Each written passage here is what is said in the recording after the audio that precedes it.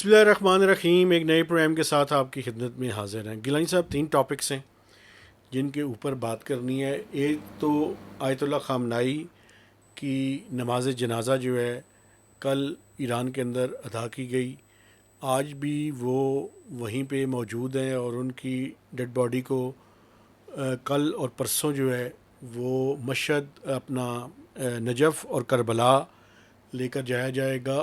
اور 9 جولائی کو مشہد میں امام رضا علیہ السلام کے جو حرم ہے اس کے سین میں جو ہے ان کی تدفین ہوگی. ایک تو اس ٹاپک پہ بات کرنی ہے. دوسرا، لاسٹ ویک کو حکومت نے ایک باریک قسم کی واردات ڈالی ہے.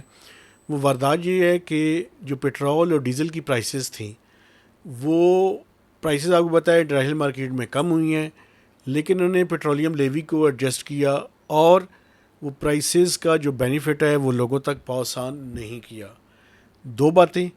تیسرا جو ٹاپک ہے وہ یہ ہے کہ یہ جو پچھلا مالی سال گزرا ہے 30 جون 2026 کو ختم ہوا ہے، مالی سال 2025-26، اس میں سیلریڈ کلاس نے ایک دفعہ پھر سب سے زیادہ ٹیکس ادا کیا ہے. تو اس کی ڈیٹیلز میں لے کر آؤں گا آپ کے سامنے. اور ایکسپورٹرز، ریئل اسٹیٹ ٹائکونز اور اس کے علاوہ جو ریٹیلرز ہیں انہوں نے کتنا ٹیکس دیا ہے اس کے ساتھ اس کا کمپیریزن کر کے آپ کو بتائیں گے کہ سیلریڈ کلاس ایک دفعہ پھر جو ہے اس کا کتنا خون نچوڑا گیا ہے.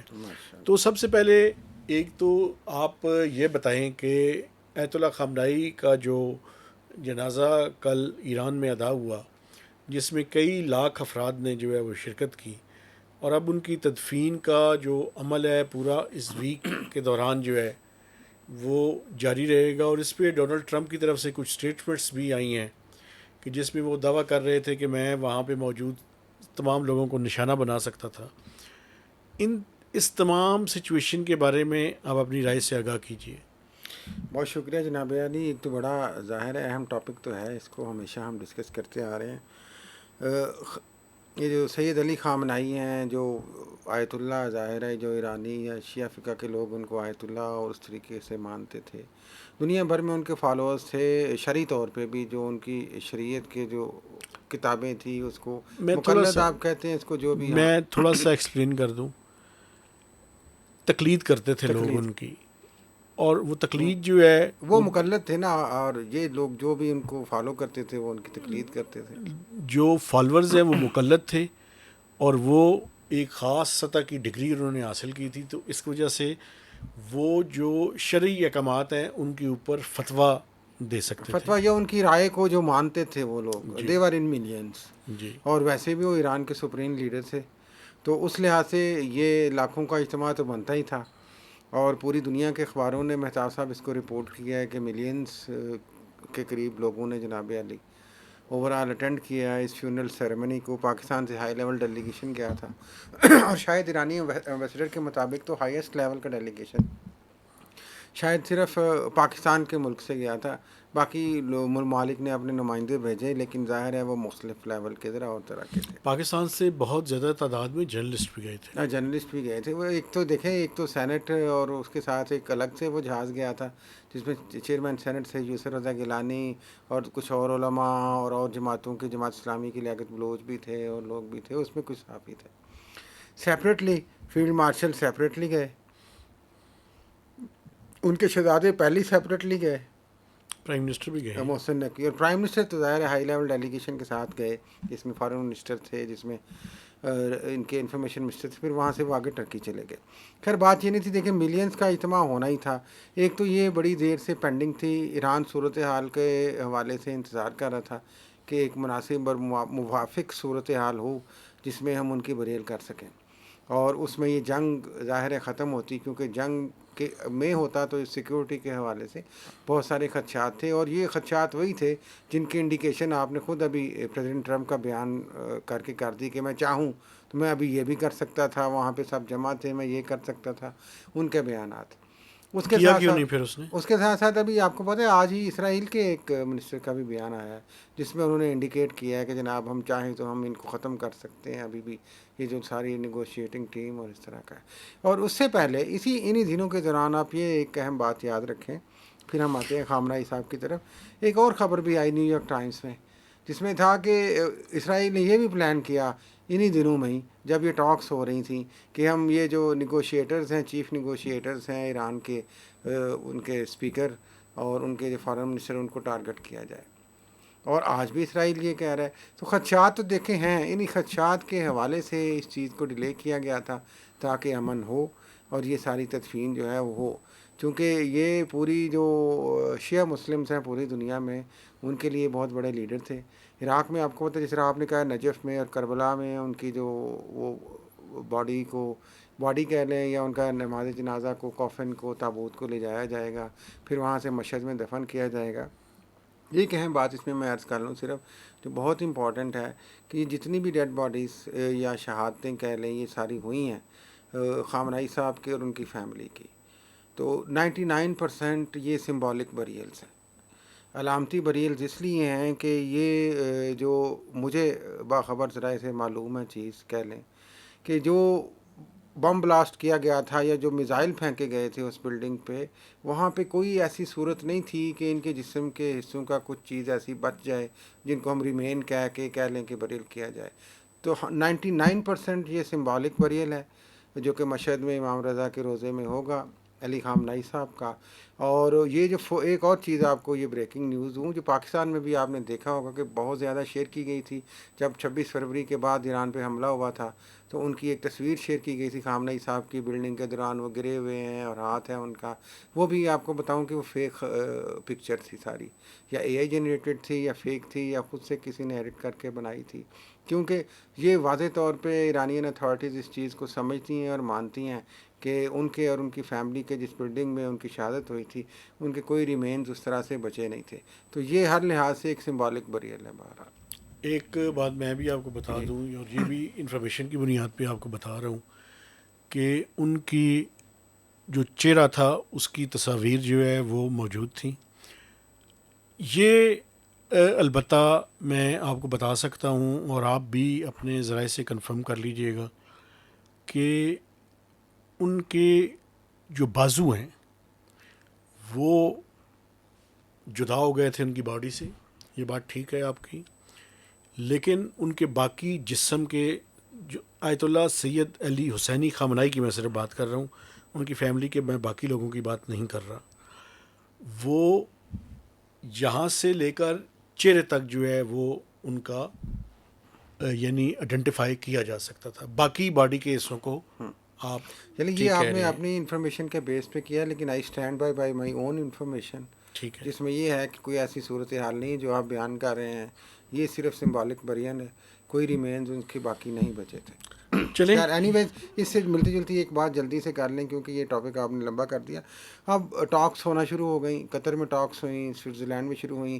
اب ایک اگلی کوشش یہ ہو رہی ہے اور اس کی خبریں بھی آ رہی ہیں کہ جو اب تیسرا راؤنڈ ہونا ہے ٹاکس کا وہ موسٹ لائکلی یہ پوری کوشش ہو رہی ہے پاکستان کی اسلام طرف آباد سے میں کہ ہوگا. اسلام آباد میں ہو, اور وہ شاید 11 جولائی کو ہوگا یا 20 جولائی کو ہوگا, ڈیٹ ابھی فائنل نہیں ہے نیکسٹ ویک کی بات چل رہی تھی. ہاں جی, تو وہ بھی ایک اچھی وہ اسلام ڈیولپمنٹ آباد ہے, لائکلی نہیں ہے, وہ اسلام آباد میں ہی ہے. یہ بھی ایک خبر ہم شیئر کر دیتے ہیں. اب آگے آ جائیں جلدی سے آپ پیٹرول کی پرائسز پہ.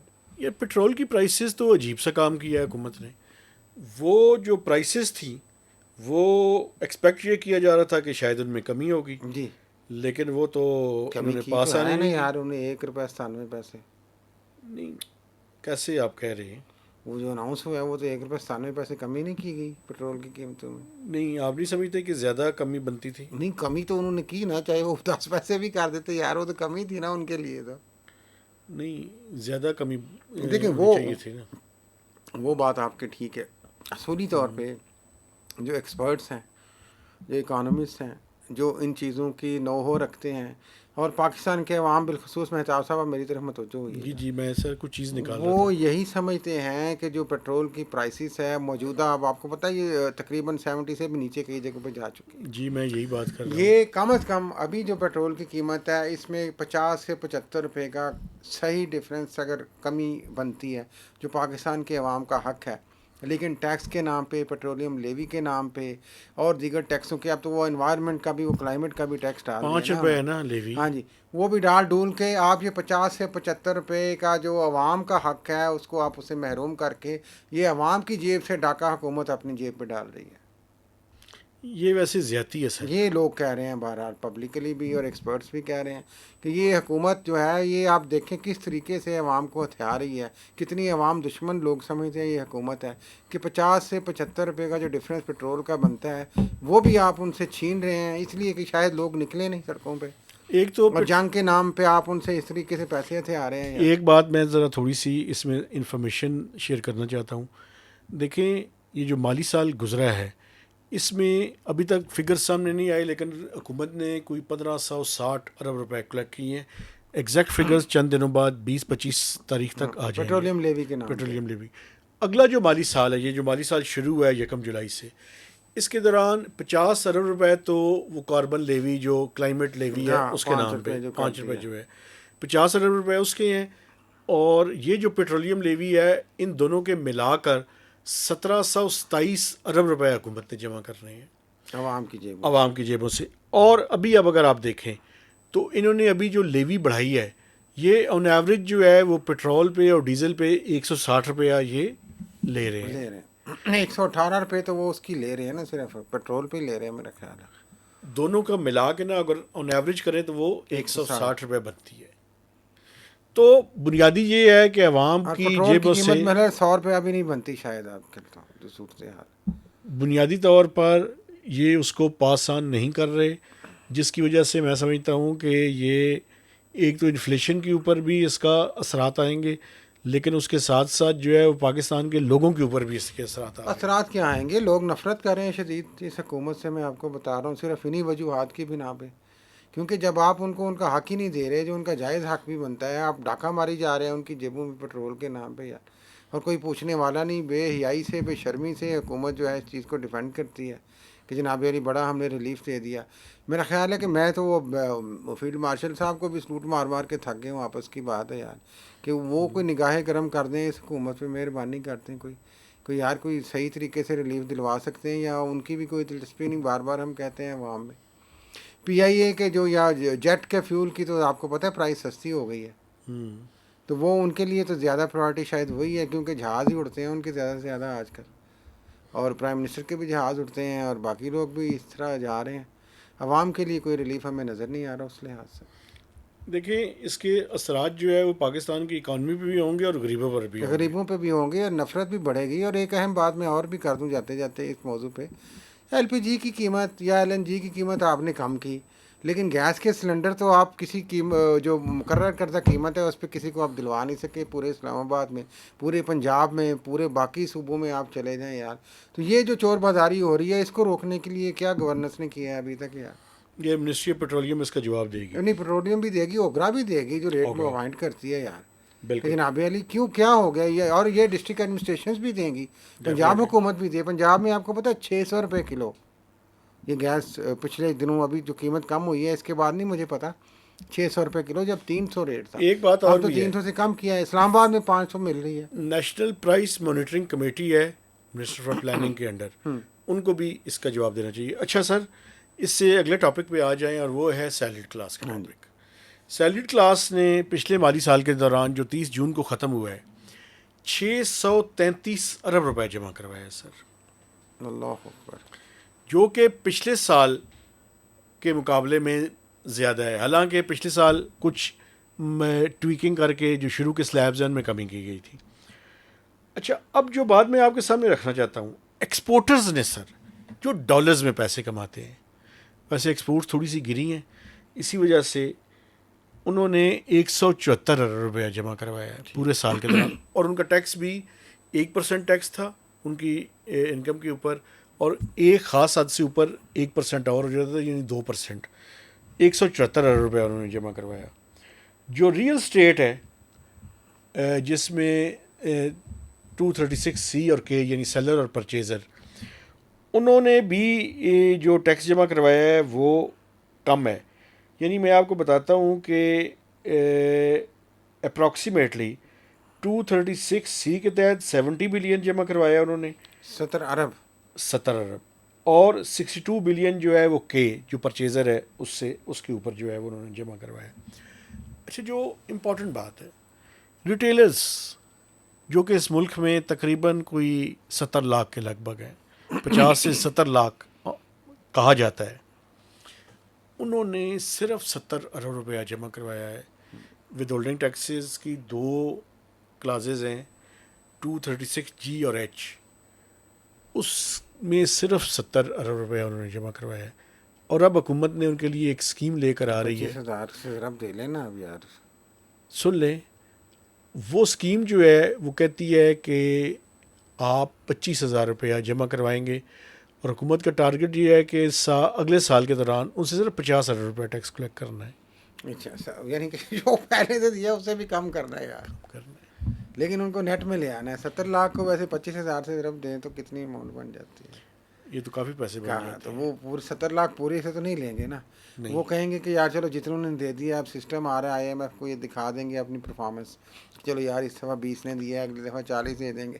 یہ کرتے کرتے 4-5 سال گزر جائیں گے، ریٹیلرز بھی موج کریں گے، حکومت بھی موج کرے گی. پھنسے گی کون؟ غریب عوام. وہ غریب عوام جو پٹرول پہ بھی 100 روپے سے زیادہ ٹیکس دے رہی ہے، جو 18% GST بھی دے رہی ہے، جو بلیک میں گیس لے رہی ہے، جو مہنگی دوائیاں لے رہی ہے، جو ہسپتالوں میں مہنگے اور اسکولوں میں زیادہ زیادہ فیس جہاں پہ کوئی ریگولیشن نہیں ہے جا کے پڑھا رہی ہے، جو کھجل خوار ہو رہی ہے، اور ٹیکس بھی 633 ارب روپے کا اکٹھا کر کے حکومت کو دے رہی ہے. یہ مصیبت صرف اس کے لیے ہے. اچھا، ایک یہ اور جو ویسے ٹیکس آپ کا کی ایوارڈ دیتے ہیں by the way, prime minister صاحب تقریب کرتے ہیں، آپ کو پتہ ہے آپ کے پرائم منسٹر بڑے ایفیشینٹ ہیں ماشاء اللہ. ہر سال وہ انہوں نے میرے خیال ہے پچھلے سال بھی کی تھی، اس دفعہ بھی جو ہائیسٹ ٹیکس پیئر اور ٹریڈرز اور وہ ساروں کو بلا کے وہ کرتے ہیں. تو کبھی عوام کے لیے بھی انہوں نے کوئی تقریب کی ہے کہ 633 ارب روپے کا ٹیکس انہوں نے دیا ہے یار؟ سیلریڈ کلاس میں سے وہ ویسے بلانا چاہیے. اچھا، میں ایک بات اور کرنا بلانا چاہتا چاہیے ہوں. میرا خیال ہے. وہ ان پہ اب کیا میں الفاظ ہی نہیں بول سکتا، سینسر کر لیتا ہوں وہ دے. اچھا، ایک اور بات بھی ہے. اس سال جو حکومت نے انکم ٹیکس میں سیلریڈ کلاس کو جو ریلیف دیا ہے، اس کی کاسٹ 52 ارب روپے بنتی ہے. اور وہ میں تھوڑا سا وہ ایکسپلین کر دوں، لوگوں کی انٹرسٹ ہے اس جناب کے یار. اندر.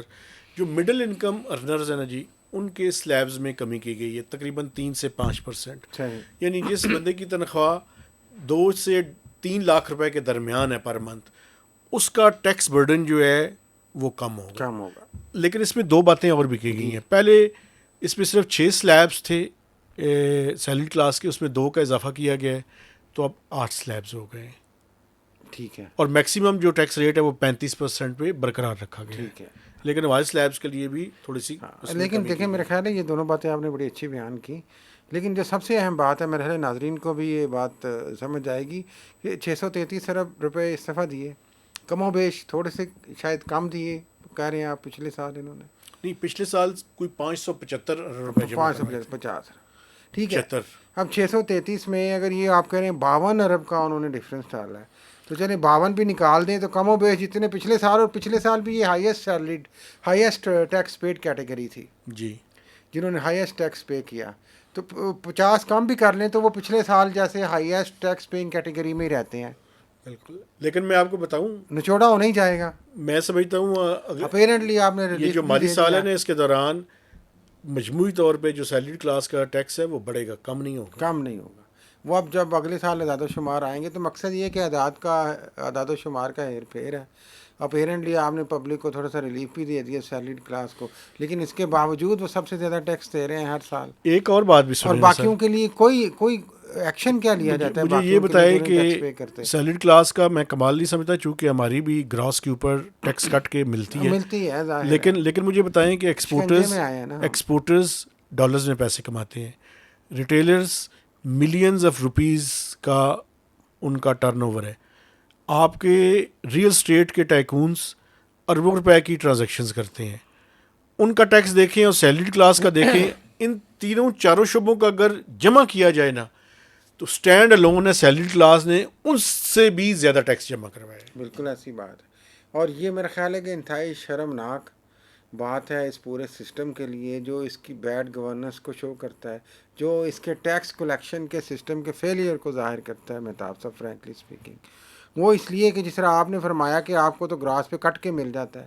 سیلڈ کلاس چاہے وہ گورنمنٹ ہے چاہے وہ پرائیویٹ ہے, وہ ان کا ٹیکس کٹ کے مل جاتا ہے, لیکن یہ جو باقی بڑے بڑے ٹیکس چور ہیں ان کو کوئی پوچھنے والا ہی نہیں ہے یار. ایسے تو ہی یہ ٹیکس کا فیلئر نہیں ہے نظام کا تو اور کیا ہے بھائی جان, یہ گورننس کا فیلئر نہیں ہے تو اور کیا ہے. پھر باتیں ہیں بڑی بڑی آ کے حکومت کر دیتی ہے آ کے پریس کانفرنسوں میں کہ ہم نے یہ ریلیف دے دیا, یہ ریلیف دے دیا, یہ ریلیف دے دیا. بھائی جو آپ ٹیکس اکٹھا نہیں کر سکے ان سیکٹرز سے کم از کم ان کا جواب تو دے دیں کوئی. وہ کہتے ہیں پچھلے سال کے مقابلے میں بہتر وہ کر لیے. بہتر کیا تھا, بس یہ ہے کہ سب رل مل کے کھاتے جائیں گے اور عوام کو ان کا خون جس طرح آپ نے کہا نچوڑتے جائیں گے. میں اپنے دیکھنے والوں سے گزارش کرنا چاہتا ہوں کہ ہمارے چینل کو سبسکرائب کریں, اس کی شیئرنگ کریں اور میکسیمم اس کے اوپر کمنٹس بھی دیجیے. تو اجازت دیجیے, اللہ حافظ.